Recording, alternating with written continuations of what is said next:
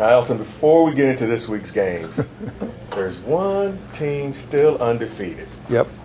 Will Gonzaga finish undefeated? I think they will. Usually. Wait, really? I mean, they usually, as I was getting ready to explain, usually they play after January. They play one or two non-conference games against power conference teams. This year they don't do that. All they have is conference games left with West Coast Conference, and the only quality team there is St. Mary's, who they just beat on Gonzaga's home court. They'll play St. Mary's at St. Mary's end of the year.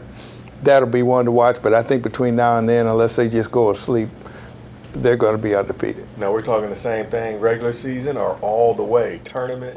Regular season. I'm not going to go into the tournament, although I think they can get to the Final Four. Well, let's go into some big games this week. Texas at Baylor, Notre Dame, Florida State, Villanova, Florida State. I think this is a big week for Florida State. Florida State can kind of rise in the hierarchy in the ACC.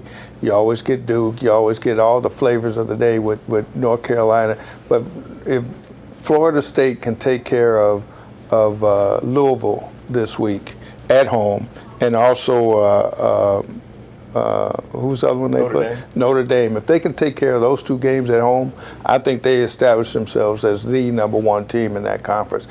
Duke has lost 3 of their last 5. They got a week to kind of get it all back together before they play Miami, but I think Duke is a distant third at best right now in the ACC. North Carolina is still good, but I don't think they can handle Florida State at Florida State or on a neutral court. This is Florida State's conference to win. So I think that's the game to really watch this week. Another one to keep an eye on is Northwestern at Ohio State. That